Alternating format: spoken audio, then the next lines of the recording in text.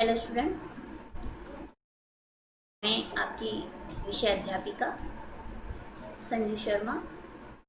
बच्चों, इससे पहले 3 लेसन आपको दीपा मैम ने कराए हैं। अब ये चौथा लेसन मैं आपको धातु और अधातु के बारे में आपको इस वीडियो में आपको बताएंगे। धातु क्या है और अधातु क्या है। लोहा, एल्युमिनियम, तांबा आदि जैसे कुछ पदार्थों से परिचित। बच्चों, आप सब बच्चे कुछ धातुएं होती हैं जैसे लोहा है, तांबा है, एल्युमिनियम है, इन सब के बारे में आप सबको अच्छे से जानकारी होगी। तो ये जो हैं क्या हैं, धातुएं। इनके बारे में हम आपको आज बताएंगे। फिर है धातुओं अधातुओं के भौतिक गुण। धातु के भौतिक गुण क्या होते हैं, अधातु के क्या होते हैं, ये हम आपको बताएंगे। देखिए, आपने लोहार को लोहे के टुकड़े तथा लोहे के से निर्मित वस्तु जैसे फावड़ा, वेलचा, कुल्हाड़ी आदि को पीटते हुए देखा होगा। क्या इन वस्तुओं को पीटने पर आप इनके आकार में परिवर्तन पाते हैं?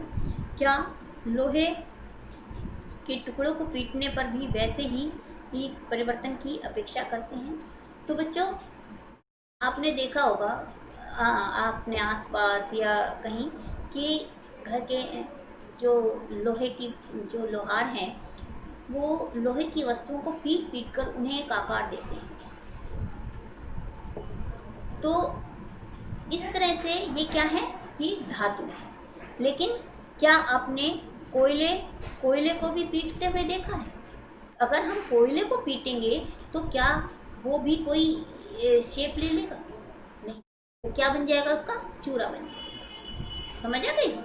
तो आपने देखा कि लोहे की कील और तो अब हमने लोहे के धातु वस्तुओं को, एल्युमिनियम को, इन सब को पीटते हुए देखा, उनके पीटने पर क्या उनकी स्थिति होती है ये हम आपको इसमें बताएंगे। लोहे की कील और एल्युमिनियम के तार को पीटने पर उनका आकार परिवर्तित हो जाता है। जब हम लोहे के कील और तार को पीटते हैं, एल्युमिनियम के तार को पीटते हैं तो उनमें की जो आकृति है उनमें परिवर्तन हो जाता है। यदि उन्हें अधिक शक्ति से पीटा जाए तो उन्हें सीट में भी परिवर्तित किया जा सकता है। आपने देखा होगा कि एल्युमिनियम है, तार है, एल्युमिनियम का तार या लोहे का तार, उन्हें अगर बहुत शक्ति से लगातार पीटते रहोगे आप तो क्या होगा, वो एक पतली सी चादर के रूप में परिवर्तित हो जाएगा। आप संभवतः मिठाइयों को सजाने के लिए उपयोग में लाई जाने वाली चांदी के वर्क से भी परिचित होंगे।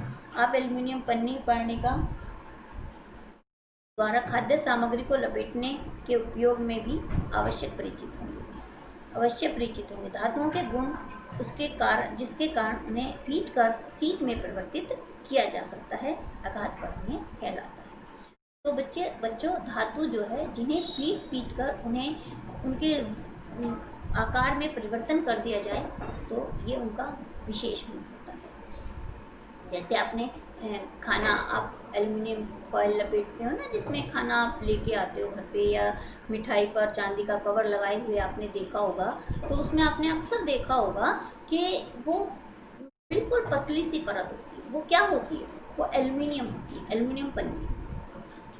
वो कैसे बनती है, एल्युमिनियम को पीट कर उसे इतनी पतली चादर के रूप में परिवर्तित कर दिया जाता है कि वो एक चांदी का वर्क सा बन जाता है, या जो आप एल्युमिनियम फॉयल जो आप यूज़ करते हैं जिसमें आप खाना लपेट कर लाते हैं, वो बन जाता है।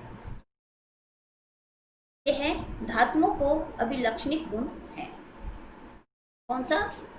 उनके आकार में परिवर्तन होना, ये धातु का अभिलक्षण गुण है। जैसा आपने देखा होगा, कोयले और पेंसिल लेड जैसे पदार्थ ये गुण प्रदर्शित नहीं करते। क्या हम इन्हें धातु कह सकते हैं? बिना प्लास्टिक या लकड़ी के हत्थे वाले गर्म धातु के पात्र को स्वयं को बिना आघात पहुंचाए पकड़ सकते हैं? शायद नहीं। क्यों?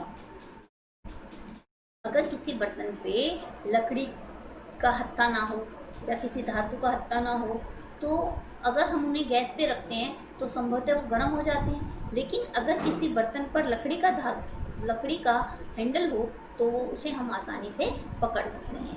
क्यों? क्योंकि वो फिर गर्म नहीं होता है, क्योंकि लकड़ी जो है गर्म नहीं होती। कुछ अन्य अनुभवों की सूची बनाने का प्रयास करिए जिसमें एक लकड़ी या प्लास्टिक का हत्था आपको घायल होने से बचाता है।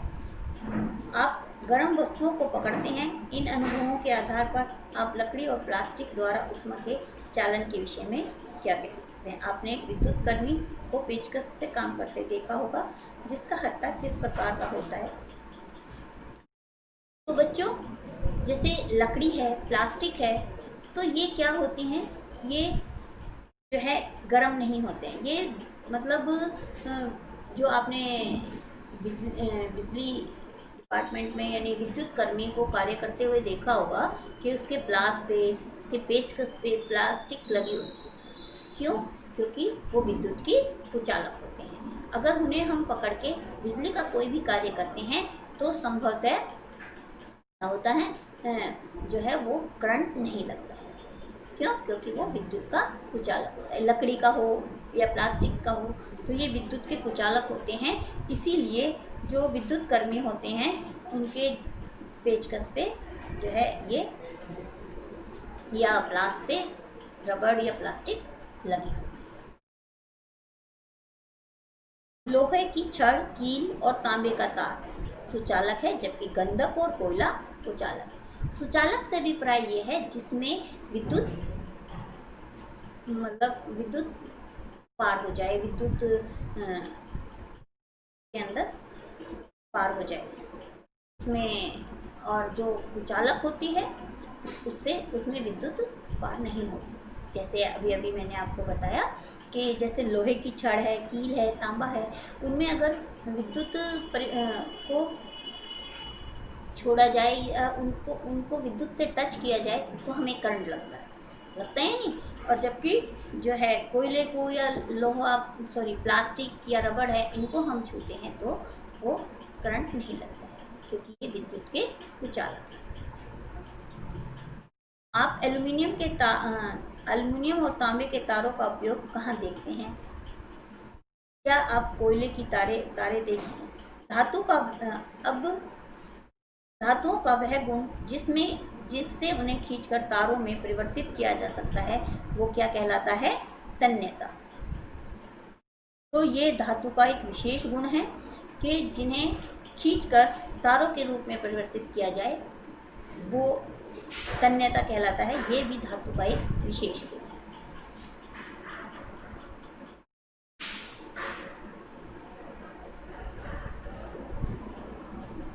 आप उत्पन्न ध्वनियों में कोई अंतर पाते हैं? क्या आपने मंदिरों में लकड़ी की घंटियां देखी हैं? क्या आपने इसका कारण बता सकते हैं? आपने देखा होगा कि मंदिरों में पीतल के घंटे लगे होते हैं या लोहे के लगे होते हैं, मोस्टली पीतल के होते हैं। तो जब हम उन्हें बजाते हैं एक तेज ध्वनि की आवाज़ आती है। लेकिन कहीं आपने लकड़ी का घंटा लगा देखा है? नहीं देखा होगा। क्यों? क्योंकि उसको अगर हम बजाएंगे तो वो तेज आवाज़ नहीं आती। धातुओं से बनी वस्तुओं को जब कठोर सतह से टकराया जाता है तो एक निनाद ध्वनि उत्पन्न होती है। जब हम तो इसीलिए एक तेज ध्वनि जो है उत्पन्न होती है। इसीलिए जो है हम उसको धातु से बनी हुई जो घंटी है हम उनको मंदिर में लगाते हैं। माना आपके पास दो समान दिखने वाले डब्बे हैं, एक लकड़ी से निर्मित, दूसरा धातु से। आप दोनों डब्बों को पर चोट करके बता सकते हैं कि कौन सा डब्बा धातु का बना है, क्योंकि धातु गायन ध्वनियाँ उत्पन्न करते हैं, अतः वे धावनिक कहलाते हैं। धातुओं के अलावा अन्य पदार्थ धावनिक नहीं होते। जो धातु होती हैं जब उनको पीटा जाता है तो एक ध्वनि उत्पन्न होती है, जिन्हें हम धावनिक कहलाते हैं। तो लेकिन इसके अलावा जो धातुएं नहीं होती हैं, अगर उनको पीटा जाए तो उसमें से ध्वनि उत्पन्न नहीं होती। क्रियाकलाप करने के पश्चात हम कह सकते हैं कि कुछ पदार्थ कठोर, चमकीले, आघातपूर्ण, तन्य, धावनिक और ऊष्मा तथा विद्युत के सुचालक होते हैं। पदार्थ जिनमें सामान्यतः ये गुण होते हैं धातु कहलाते हैं। तो जो धातु की परिभाषा क्या हुई? कुछ पदार्थ कठोर, चमकीले, आघातपूर्ण, तन्य, धावनिक और ऊष्मा तथा विद्युत के जो सुचालक होते हैं वो क्या होते हैं? धातु कहलाते हैं। ये पदार्थ जिनमें सामान्यतः ये गुण होते हैं वो ही क्या कहलाते हैं? धातु कहलाते हैं। तो ये हमारी परिभाषा हो धातु। उदाहरण: iron, copper, aluminium, calcium, magnesium इत्यादि। इसके विपरीत कोयला और सल्फर जैसे पदार्थ नरम हैं तथा दिखने में मलिन हैं। ये हथौड़े की हल्की चोट से टूटकर चूरा हो जाते हैं। धावनिक नहीं है, ऊष्मा और विद्युत के कुचालक हैं। ये पदार्थ अधातु कहलाते हैं।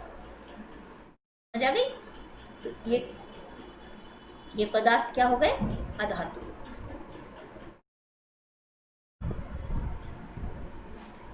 अधातुओं के उदाहरण क्या हैं? सल्फर, कार्बन, ऑक्सीजन, फास्फोरस इत्यादि। समझ आ गई? एक ये देखिए, सोडियम और पोटेशियम धातु नरम होते हैं और उन्हें चाकू से काटा जा सकता है। मरकरी, पारा जिसे हम कहते हैं, जो आपके थर्मामीटर में आपने नीचे की साइड एक उसमें काला काला सा भरा हुआ देखा होगा। जब आप थर्मामीटर देखेंगे तो उसमें नीचे की साइड एक नली होती है, उसमें काले रंग का पदार्थ भरा होता है, तो वो होता है पारा। तो वो भरा होगा, देखा होगा आपने। केवल ऐसा धातु है जो कमरे के तापमान पर द्रव की अवस्था में पाया जाता है। तो ये पारा जो है ये द्रव की अवस्था में हमें पाया जाता है। फिर है धातुओं और अधातुओं के रासायनिक गुण क्या हैं? ऑक्सीजन से अभिक्रिया। आप आयरन में जंग लगाने परिघटना से परिचित हैं। जंग बनने की अभिक्रिया को स्मरण आपने कक्षा 7 में भी मैग्नीशियम रिबन के वायु के दहन का क्रियाकलाप किया है। 7 में आपने ये सब पढ़ा है। तो आपने सीखा था कि दोनों प्रक्रमों में ऑक्साइड बनते हैं। आयरन और मैग्नीशियम की ऑक्सीजन के साथ मिलकर अभिक्रिया को पूरा हो, मतलब जो ये सब आपने पहले कक्षा 7 में भी आपने पढ़ा है कि आयरन और मैग्नीशियम के ऑक्सीजन के साथ मिलकर अभिक्रिया करते हैं। आयरन प्लस ऑक्सीजन प्लस जल, मैग्नीशियम इक्वल और ऑक्सीजन। तो ये सब आपने कक्षा 7 में पढ़ा था। तो बच्चों, आज के लिए हम इतना ही पढ़ेंगे। इससे आगे हम अगली वीडियो में आपको बताएंगे